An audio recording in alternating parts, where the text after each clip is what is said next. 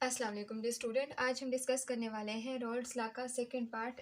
पिछली जो वीडियो थी उसमें हमने डिस्कस किया था कि जब एक कंपोनेंट जो है यानी सल्यूट जो है वो क्या है, वो नॉन वोलेटाइल है। ठीक है, तो उस वक्त जो है वो जो सोल्यूशन है उसका वेपर प्रेशर क्या होगा, वो लोअर होगा। ठीक है, अब यहाँ पे हम जो है दोनों कंपोनेंट जो सोल्यूशन के दोनों कंपोनेंट्स हैं वो वोलेटाइल है। रॉल्ड्स लॉ को आमतौर पर लिखा जाता है कि vapour pressure of the solution is equals to vapour pressure of the pure solvent. ठीक है, और उसमें मौजूद जो आपके पास मोल जो मौजूद है मोल फ्रैक्शन। ठीक है, तो ये इन दोनों के इक्वल होता है। ठीक है, तो ये चीज़ आ जाती है। अब हमारे पास चूंकि दो कंपोनेंट्स और दोनों क्या है, वो वोलेटाइल है। ठीक है, तो यहाँ पे हम क्या करेंगे, दोनों कंपोनेंट लेंगे, दोनों चूंकि लिक्विड्स हैं, component A and component B. ठीक है, सो इसका जो वेपर प्रेशर होगा, ठीक है, प्योर फॉर्म में, वो क्या कहलाएगा, P not A and P not B. ठीक है, और इसका जो टोटल प्रेशर होगा वो P A and P B हो जाएगा।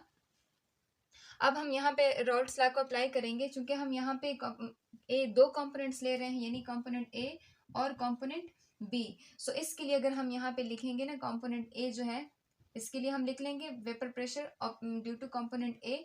ठीक है, फॉर प्योर कंपोनेंट, और उसका मोल फ्रैक्शन हो जाएगा। इसी तरह अगर यहाँ पे हम दूसरे कंपोनेंट के लिए लिखना चाहें, P B is equals to, ठीक है, pure component of pressure due to B of, इसी तरह यहाँ पे आ जाएगा मोल फ्रैक्शन फॉर बी। ठीक है, तो ये इस चीज़ के इक्वल हो जाएगा। अब हम जानते हैं कि जो टोटल प्रेशर होता है, ठीक है, P total is equals to, total vapour pressure किस चीज़ के इक्वल होता है, इन दोनों के सम के बराबर होता है। यानी उस सोल्यूशन में मौजूद जो कंपोनेंट्स है उसका वो जितना प्रेशर एक्सर्ट करते हैं उसका जो सम लेते हैं वो किस चीज़ के इक्वल होता है, वो टोटल प्रेशर के इक्वल होता है। सो आमतौर पर P A plus P B. So P A की वैल्यू बी है और पी बी की भी वैल्यू है, हम यहाँ पे वो पुट करते हैं तो हमारे पास वैल्यू आ जाती है, P total is equals to, P A की वैल्यू आ जाएगी P not A X A, और यहाँ पे पी बी की वैल्यू क्या आ जाएगी, P not B X B. ठीक है, सो कुछ इस तरह से हमारे पास ये इक्वेशन जो है ये बन जाता है। अब हम क्या करेंगे, हमारे पास जो मोल फ्रैक्शन का एक डेफिनेशन है कि जो कंपोनेंट्स होते हैं, ठीक है, mole fraction for component A plus mole fraction for component B, वो किस चीज़ की इक्वल होता है, वो आमतौर पर 1 की इक्वल होता है। ये मोल फ्रैक्शन में हमने ये बात डिस्कस की थी। इसको अब हम क्या करते हैं, रीअरेंज करने की कोशिश करते हैं। हम एक्स बी को अपनी जगह छोड़ते हैं, एक्स ए को 1 वाले साइड के ऊपर लेके जाते हैं, तो हमारे पास कुछ इस तरह सिचुएशन बन जाती है, X B is equals to, जब एक्स ए जो है उधर लेके जाएंगे तो ये माइनस में चला जाएगा एक्स ए। ठीक है, तो आप लोग इस तरह से भी कर सकते हो, या फिर ए को छोड़ के बी को उधर लेके जा सकते हो। ये इसमें इसके ऊपर कोई मतलब नहीं है कि आप, ये आपकी मर्जी है, आप इसको किसी भी तरह से, पॉसिबिलिटी दोनों तरह की हो सकती है। ठीक है, सो ये चीज़ आ जाएगी। अब चूंकि एक्स भी यहाँ मौजूद है, यहाँ पे हम इसकी वैल्यू क्या करते हैं, पुट करते हैं। सो यहाँ पे हमारे पास आ जाएगा P total is equals to P A X A plus P B, और यहाँ पे ये वैल्यू पुट करेंगे तो 1 माइनस एक्स ए हो जाएगा। ठीक है, अब ये जो है ना, ये जो पी नॉट बी है, ये इसको हम मल्टीप्लाई करेंगे दोनों साइड्स के साथ, तो हमारे पास आ जाएगा P total is equals to P A X A plus P not B. ठीक है, और पी नॉट बी हो जाएगा। अब यहाँ पे आ जाएगा माइनस पी बी, और साथ साथ में आ जाएगा एक्स ए। ये चीज़ आ गई है, हमने सिर्फ इस पी बी को इस 1 के साथ और इस एक्स ए के साथ मल्टीप्लाई कर दिया। अब जब हम मल्टीप्लाई करते हैं तो हमारे पास यहाँ पे वैल्यू आती है, लेकिन इसको हम थोड़ा सा क्या करते हैं, रीअरेंज करने की कोशिश करते हैं। ये जो पी बी होता है इसको हम स्टार्ट में ले आते हैं, फिर उसको दूसरे साइड पे ले जाते हैं, तो हमारे पास कुछ कंडीशन ऐसे हो जाती है। पी ए जो है ये इसको रख देते हैं, पी बी को दूसरी साइड पे थोड़ा सा पी बी से पहले लिख लेते हैं। सो बस थोड़ी सी रीअरेंजमेंट करनी है, पी ए एक्स ए, और ये माइनस पी बी, ठीक है, और एक्स ए हो जाएगा, और ये जो पी बी वाला टर्म है इसको हम साइड के ऊपर लिख लेते हैं। अब हमने इसको क्या कर दिया, साइड के ऊपर लिख लिया। अब यहाँ से हम क्या कर लेते हैं, ये जो एक्स बी होता है दोनों साइडों से हम क्या कर लेते हैं, कॉमन ले लेते हैं, तो बचा क्या हमारे पास, यानी P total is equals to क्या बच जाता है, पी अच्छा, यहाँ से बच जाएगा P A minus P B X A, तो चूंकि हमने कॉमन लिया था, ठीक है, और बचा क्या यहाँ पे पी नॉट बी, ये चीज बच गई है। अब यहाँ पे आपके पास प्योर कंपोनेंट से चूंकि ये दोनों ये आ जाएगा, हमारे पास ये कंडीशन कुछ ऐसे बन जाती है कि अगर अगर हमारे पास यहाँ पे जो एक्स ए कंपोनेंट क्या है, अगर एक्स ए कंपोनेंट जीरो हो जाता है, ठीक है, तो यहाँ पे जितना बी प्रेशर होगा ना वो सारा का सारा ड्यू टू बी हो जाएगा, ठीक है। इसी तरह अगर हम क्या कर लेते हैं, पी टोटल जो है ये पूरा टर्म जीरो हो जाएगा, सो पी टोटल किस चीज के बराबर हो जाएगा, पी नॉट बी के इक्वल हो जाएगा। या फिर अगर हम यहाँ पे एक्स बी को क्या कर देते हैं, एक्स ए को निकाल के एक्स बी को इधर लेके चले जाते हैं, फिर यहाँ पे हमारे पास टर्म थोड़ा सा चेंज हो जाएगा।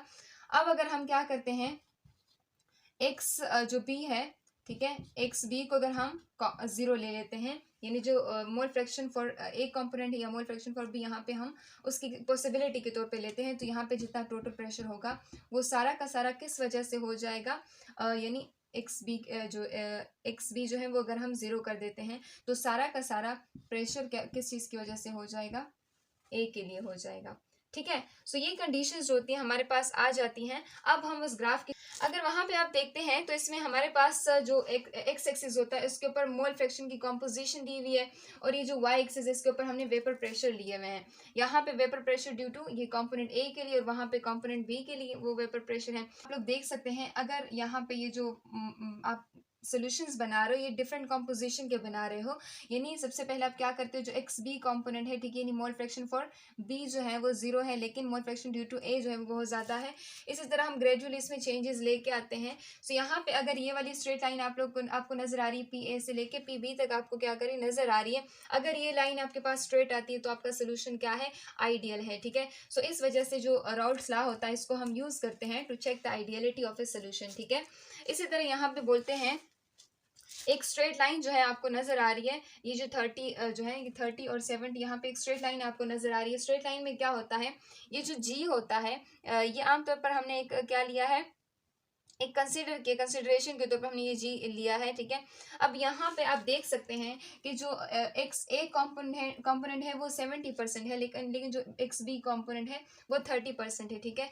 इस दौरान यहाँ पे जो वेपर प्रेशर है ना, ये देखें जो बी कंपोनेंट की वजह से प्रेशर है वो बहुत कम है, ठीक है। आई जे यहाँ पे इसको हमने जी एच आई जे के नाम से इसको लेबल किया है। तो ये जो आई जे के वक्त यहाँ पे जो प्रेशर है वो किस वजह से है, वो ड्यू टू बी कंपोनेंट है, ठीक है, यानी 30% यहाँ पे प्रेशर कम है। और यहाँ पे अगर ए की वजह से अगर हम वेपर प्रेशर देखते हैं तो यानी 70% है, ठीक है, यहाँ पे आप देख सकते हैं। सो ए की वजह से जो प्रेशर है वो एच और जे है, यानी बहुत ज़्यादा ए की वजह से यहाँ पे प्रेशर एक्सर्ट किया जाता है। सो जितना ज़्यादा हम एक मोल फ्रैक्शन जो है उस पर्टिकुलर कंपोनेंट का बढ़ाएंगे तो उसी लिहाज से उसके वेपर्स जो होंगे वो ज़्यादा बनेंगे और वो ज़्यादा वेपर प्रेशर क्या करेगा, जनरेट करेगा। सो ये है हमारे पास राउल्ट्स लॉ जब दोनों कंपोनेंट्स क्या हो, वोलेटाइल हो, यानी दोनों कंपोनेंट्स की वोलेटिलिटी का क्या मतलब होता है कि वो दोनों बहुत जल्दी वेपर्स में क्या हो, चेंज हो सकते हो। यहाँ पे आपको इन्होंने एक टोटल बात बताई है कि जो टोटल प्रेशर होता है, टोटल प्रेशर वो असल में इक्वल होता है pressure due to component A plus pressure due to component B, ठीक है। तो ये डाल्टन्स लॉ पार्शियल प्रेशर की वाली कहानी आपको यहाँ पे सुनाई जा रही है, ठीक है। तो फॉर एग्जाम्पल अगर आपके पास ये पूरा सिस्टम, ये जो सोल्यूशन यहाँ पे जितना प्रेशर जनरेट होता है वो कितना होता है, वो 60 होता है, 60।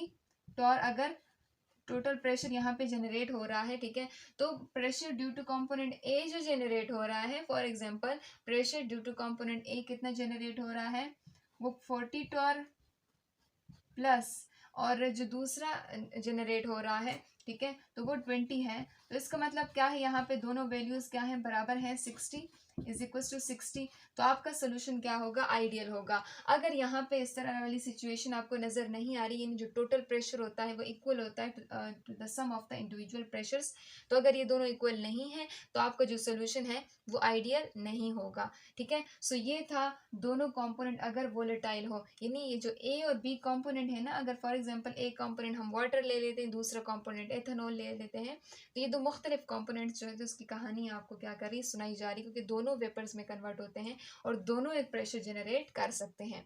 सो ये था राउल्ट्स लॉ का सेकंड पार्ट, जब दोनों कंपोनेंट्स क्या होते हैं, वोलेटाइल होते हैं, वो आराम से वेपर्स में क्या हो सकते हैं, चेंज हो सकते हैं।